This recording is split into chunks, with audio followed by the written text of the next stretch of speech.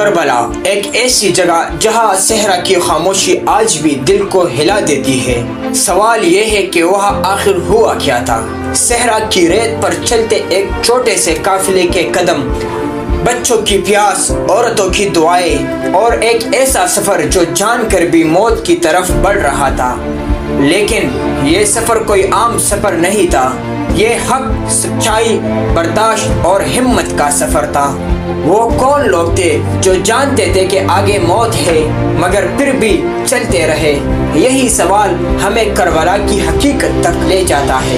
کربلا کا واقعہ اسلامی تاریخ میں سب سے اہم واقعات میں شمار ہوتا ہے، کیونکہ اس میں نبی کریم صلی اللہ علیہ وسلم کے نواسے حضرت حسین بن علی رضی اللہ تعالیٰ عنہما نے ایک ایسا فیصلہ کیا جو آنے والی نسلوں کے لیے سبق بن گیا۔ یہ لڑائی حکومت لینے کے لیے نہیں تھی، بلکہ سچائی اور انصاف کی حفاظت کے لیے تھی۔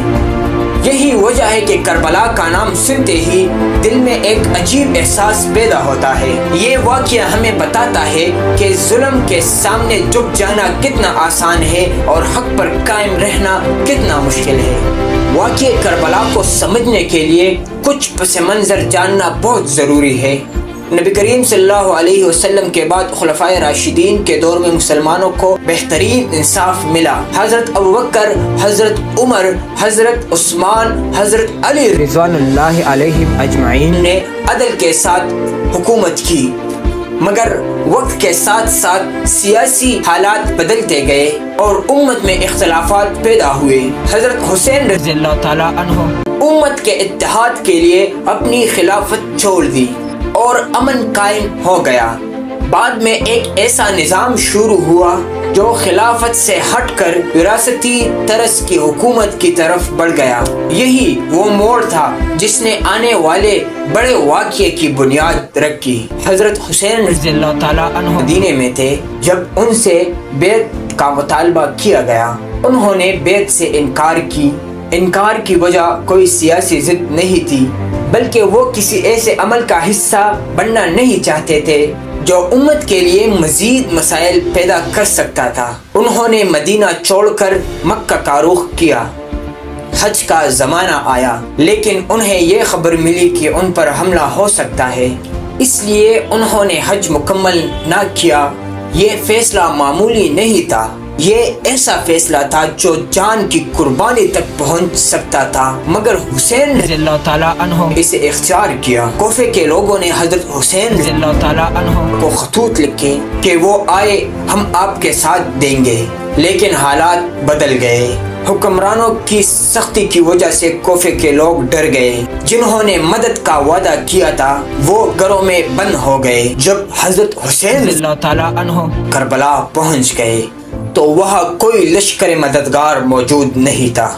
سامنے صرف حکومتی لشکر کا بڑا گروہ تھا۔ ایک طرف صرف چند درجن وفادار لوگ، دوسری طرف ہزاروں سپاہی، مگر حضرت حسین رضی اللہ تعالیٰ عنہ پیچھے نہیں ہٹے۔ وہ حکومت لینے نہیں آئے تھے، وہ صرف ایک اصول کے حفاظت کے لیے آئے تھے، حق کی اصول۔ کربلا کا میدان ریت، دھوپ، تپش اور سخت حالات کے درمیان اہل بیت کے کچھ خیمے تھے۔ پھر وہ وقت آیا، پانی بند کر دیا گیا، بچے رونے لگے، عورتوں کی ہونٹ خشک ہو گئی، مگر خیموں میں نہ چیخ اور نہ پکار تھی اور نہ بے صبری تھی۔ سب صبر اور اللہ پر بھروسے کے ساتھ کھڑے رہے۔ حضرت حسین رضی اللہ تعالیٰ عنہ نے کئی بار بات چیت کے ساتھ لڑائی کو روکنے کی کوشش کی، مگر بات نہ بنی۔ یہ وہ لمحہ تھا جب ظلم اپنی انتہا پر تھا، مگر اہل بیت کا صبر بھی اپنی انتہا پر تھا۔ 10 محرم کا دن آیا، وہ دن جو تاریخ نے آنسو کے ساتھ لکھا ہے۔ صبح کا وقت تھا، کربلا کے میدان میں ایک عجیب خاموشی تھی۔ پھر لڑائی شروع ہوئی، ایک ایک ہو کر حضرت حسین رضی اللہ تعالیٰ عنہ کے ساتھ شہید ہوتے گئے۔ حضرت علی اکبر، حضرت قاسم اور دیگر نوجوان ایک ایک کر کے میدان میں گئے اور قربانی پیش کر دی۔ آخر میں حضرت حسین رضی اللہ تعالیٰ عنہ تنہا رہ گئے۔